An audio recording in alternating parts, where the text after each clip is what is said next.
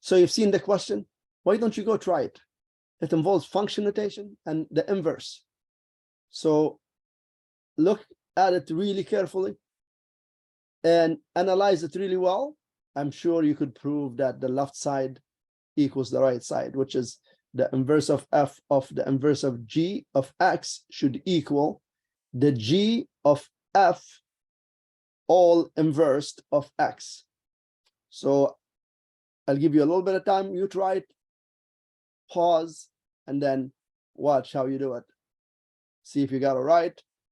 If you don't know where you're going with it, just put it on cruise control and watch and see. Okay.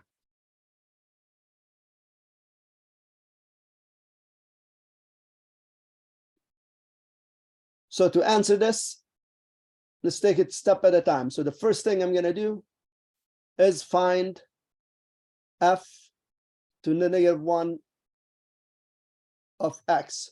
So basically, I'm taking the function of x, which equals 2x, and finding the inverse of it. So what I'm going to do, I'm just going to write that function as y equals 2x.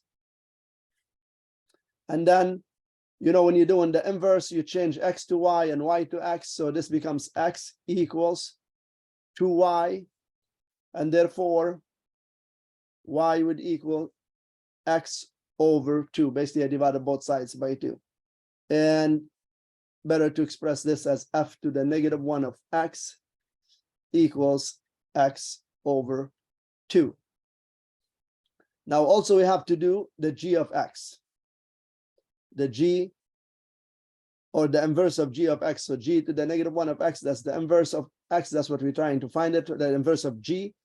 So g is basically, it's y equals 4x minus 3. Now, of course, when we're doing the inverse, because that's the g of x equals that, we change the g to y. To find the inverse, we're going to make yx and make xy and make the xy minus 3. Now, x plus 3 equals 4y.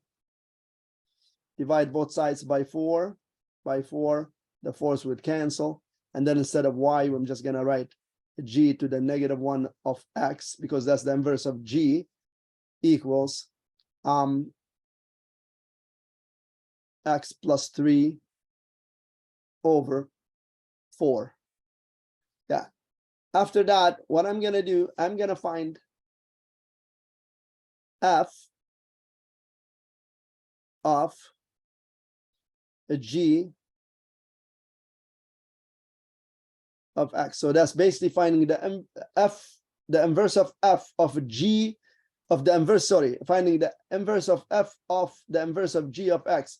Basically what this means you're taking this right here and subbing it for the x right there. So that would give me, I'm subbing all of this again into the x right there. So I have x plus 3 over 4. That's what I'm subbing in for the x in here. So I'm taking this, subbing it into the x there. That's what that means. All over 2. Now, when you have a whole over a if you have a fraction over a whole number, all you need to do is just bring that forward with the 2 there, multiply them, you get 8. So this will become x plus 3 over 8. So that is what that is. Now let's go to this part right here. So let's do g of f first. Okay, g of f of x equals, now basically that means you take the f and sub it into the x right into here. So you get 4 brackets and put in 2x right here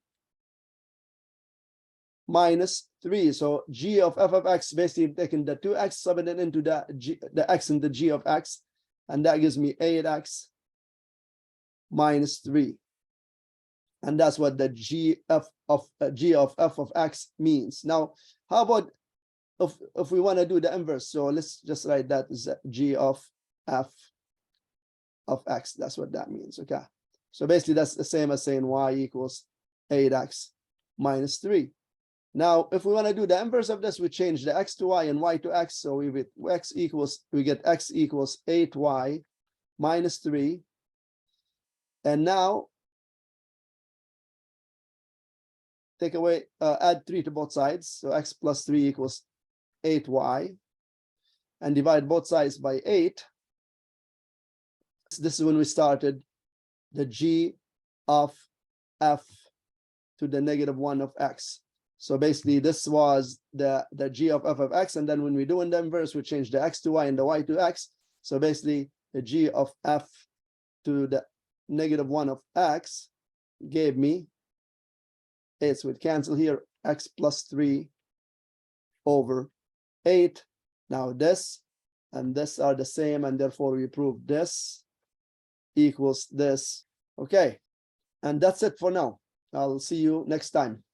Bye-bye.